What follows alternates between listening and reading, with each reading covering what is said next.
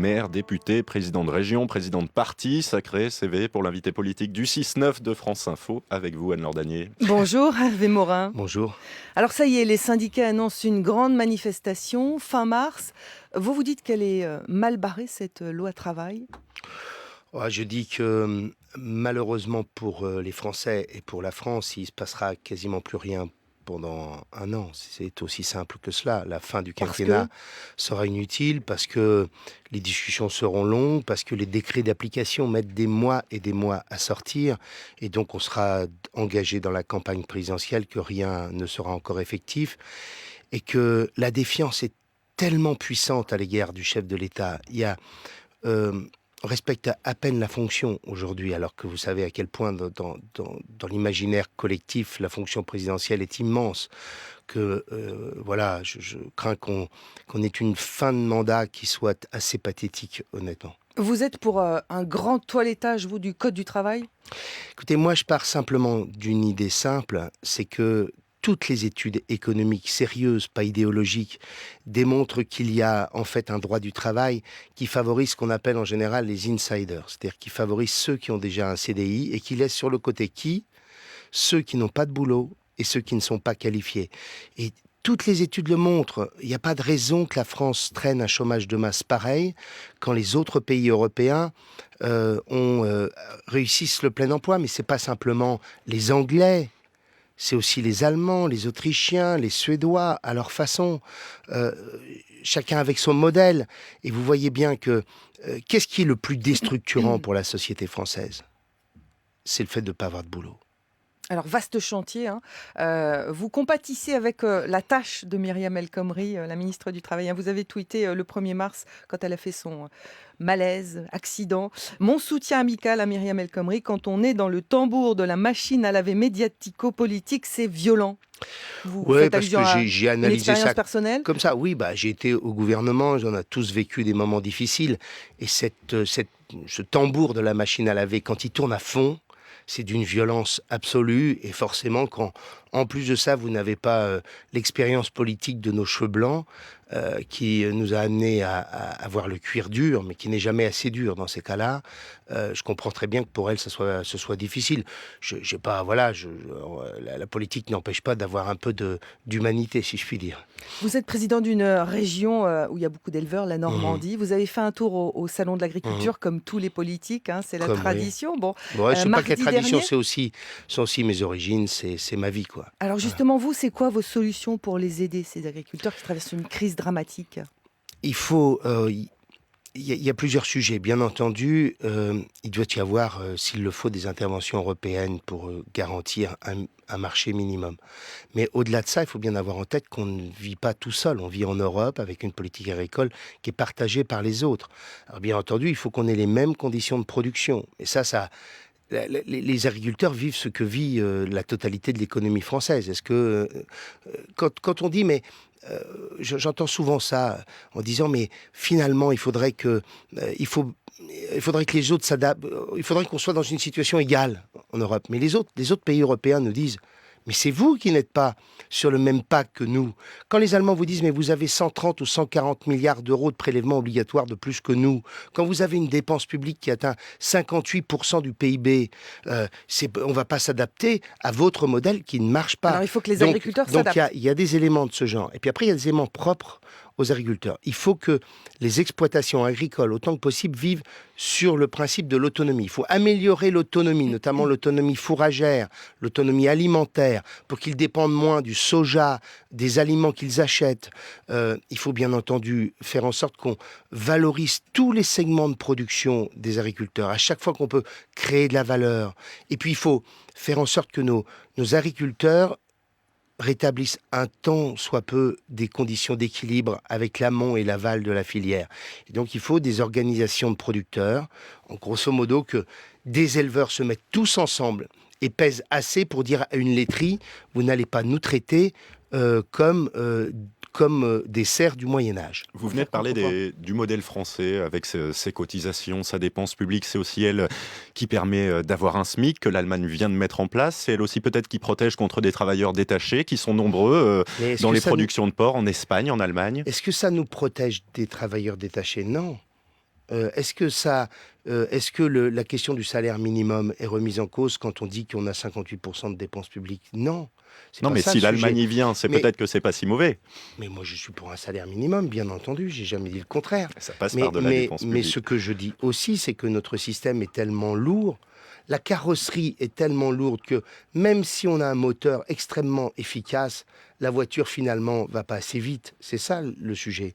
Et, et quand vous vivez 20 ans de chômage de masse avec des Français qui aujourd'hui sont tellement éloignés du travail que le retour au travail devient extrêmement compliqué, tant ça dure depuis des années, eh bien on finit par avoir une société qui tourne dans la violence, qui, pour une partie, va vers le radicalisme faute d'horizon, et enfin, des chefs d'entreprise qui sont découragés, et qui n'investissent plus, ou pas assez. Alors vous avez profité de votre passage au Salon de l'Agriculture pour régler votre petit différend avec l'Orne pendant la campagne des régionales. Ah. Vous avez traité ce département de trou du Mais cul non, du monde. c'est pas le département, je parlais. Je endroit trouve ça précis. d'une injustice absolue. Je vis dans un tout petit village de Normandie, moi-même, j'y suis né. Et j'ai simplement, devant 300 personnes, il n'y en a pas un qui a bougé. C'était un débat avec le MEDEF, avec mon opposant politique du moment, où je voulais démontrer par une image un peu forte que d'un petit village, en effet, de Dans Normandie, qui était là en l'occurrence dans l'Orne, on pouvait, grâce à la marque Normandie, exporter aux États-Unis, puisque le patron m'avait dit le mot Normandie, c'est magique, c'est un imaginaire fabuleux pour exporter. Alors après ça, on a caricaturé quelque chose qui chez moi n'est pas péjoratif. Mes parents et mes grands-parents, je les ai entendus toute ma vie dire que quand on leur disait mais vous vivez où, ils commençaient souvent par cette formule. Le trou du cul du monde. Bon, ils vous en veulent pas tellement parce qu'ils vous ont invité à la foire au Boudin le 19 mars à Mortagne au Perche. Hein, c'est dans l'Orne. Oui, voilà. Alors un sujet plus... la lutte contre le terrorisme, en ce moment, la loi pénale est en discussion à l'Assemblée. Et hier, les Républicains ont fait passer un amendement pour pénaliser les constructeurs de smartphones qui refuseraient de délivrer toutes les données aux enquêteurs. Mhm. Est-ce que vous seriez d'accord, ça vise Apple, hein, soyons clairs, est-ce que vous seriez d'accord pour donner, pour qu'Apple ou Samsung, je ne sais pas quelle est la marque de votre téléphone, donne Comme vos vous. SMS, vos mails, toutes vos données? Enfin, déjà, il faut... Il faut être lié à une enquête, mais ça peut être de très voilà, loin j'allais aussi. vous dire, Ça oui, peut voilà. être de très loin. Après, les questions, c'est comment s'engage l'enquête. Mais enfin, déjà, ça peut se faire. Ça peut se faire dans le cadre d'une procédure judiciaire.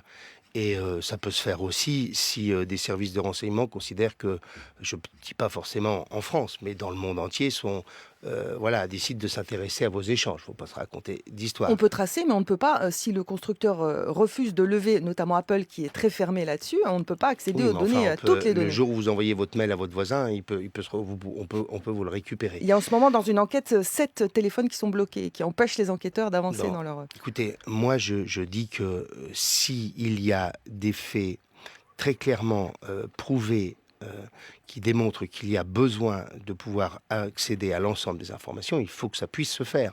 C'est tout. Il s'agit de la sécurité de nos compatriotes. Donc je sais que je suis attentif aux questions des libertés, que je considère qu'il faut être très vigilant parce qu'on met en place des dispositifs qui sont là pour des décennies et dont on ne sait pas quelles peuvent être les dérives. Mais je dis aussi qu'on a besoin d'avoir les moyens de mener les enquêtes pour lutter contre le terrorisme. Vous y êtes favorable? Oui. La primaire hors note primaire, vous en discutez ce week-end, samedi, avec vos amis du Nouveau Centre. Et les présidents du Parti radical qui vient et l'ensemble des les composants centristes, centristes. donc. Ouais. Est-ce qu'il faut un candidat centriste à cette primaire de la droite, pour l'instant que de la droite, pas du Écoutez, centre? moi, ma position est extrêmement simple. Autant que...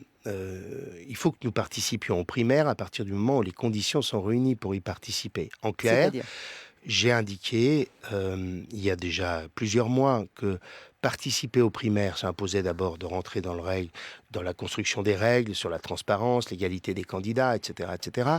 Deuxièmement, cela impose aussi que nous construisions une espèce de pacte majoritaire. Nous sommes appelés à gouverner, pas pour moi, puisque pour moi j'ai fait un choix, c'est la région Normandie, mais notre majorité de demain est appelée à gouverner ensemble. Et ce que je ne veux pas, c'est que les centristes soient des strapontins qui ne puissent pas peser, comme on le voit malheureusement pour d'autres formations de la majorité d'aujourd'hui, qui ne puissent pas peser sur les choix politiques majeurs. Ce qui veut dire quoi? C'est qu'il faut un pacte majoritaire dans lequel on a en quelque sorte Négocier avant donc, un la socle primaire. de réformes dont on estime qu'elles sont absolument indispensables. Comment avoir un système scolaire qui crée les conditions de Une sorte de l'égalité. programme commun. Bref, un socle de projets sur lesquels on est d'accord, quels que soient les candidats, le candidat qui gagnera, parce que Ça globalement, va tout le falloir monde faire est d'accord. large. Hein. Non, mais il y a des choses dont on sait, la lutte contre les déficits, la liberté d'entreprendre, la libération des énergies, l'école, facteur d'égalité, bref, des choses de ce genre. Et puis, troisième élément, un pacte parlementaire, parce qu'après les présidentielles, il y a les législatives. Et moi, ce que je souhaite, c'est que le centre ne soit pas là simplement pour lever la main droite ou la main gauche, mais qu'il puisse dire, ça c'est bien, ça n'est pas bien, ça, il faut avancer. J'ai trop souvenir, ayant été au gouvernement en 2007, que mes camarades parlementaires, Charles de Courson, Philippe Vigier, etc., défendaient des propositions que les Républicains, à l'époque l'UMP, considéraient comme en effet pas d'actualité. Et que 6 mois, 1 an, 2 ans, 3 ans plus tard, les mêmes considéraient qu'il fallait les prendre. Eh Qui bien, ça on a peut perdu être du temps. le candidat centriste? Parce qu'il n'y a plus Borloo, ou à moins que Jean-Louis Borloo soit à nouveau prêt à y Écoutez, aller. Vous avez moi, des infos là-dessus? Je pense que notre candidat naturel, c'est Jean-Louis Borloo. Bien. Est-ce qu'il est prêt à y aller? Je n'en sais rien. Est-ce qu'il a envie d'y aller? Vous avez Écoutez, discuté avec lui? vous l'inviterez et vous lui le poserez sentez la comment? question. Je vois j'ai des échos démontrant qu'il s'intéresse, grosso modo, au débat politique. Et heureusement qu'il s'y intéresse. C'est un citoyen, déjà. Bien. Deuxièmement, clairement, s'il s'agit d'être candidat pour faire un score mauvais, je préfère que nous soyons tous ensemble à soutenir un candidat dont on s'estime assez proche pour défendre nos valeurs et nos projets. Et il y a François Bayrou, le cas Bayrou, qui est en embuscade. Pour l'instant, il soutient Alain Juppé, mais si vous savez, Juppé perd, il y va, lui oui, aussi. on verra. Écoute, c'est ce qu'il dit pour le moment. Ce que je crois même derrière tout ça, vous voulez que je vous fasse une confidence? Oui. Quand j'écoute Emmanuel Macron, quand j'écoute Manuel Valls, quand j'écoute Alain Juppé, je me dis que finalement, il y a aujourd'hui un pilier d'une France moderne qui veut avancer, qui est grosso modo à peu près sur les mêmes thématiques avec les mêmes projets. Et qu'en fait, la Ve République empêche cette évolution politique dont on aurait tant besoin, des modernes qui ensemble décident de gouverner. Et ça, c'est une idée qui est quand même fondamentalement celle du projet centriste que nous défendons depuis des années. Vivement le candidat du parti Les Modernes, alors Hervé Morin, Merci. président du Merci. Nouveau Centre et de la région Normandie, invité de France Info.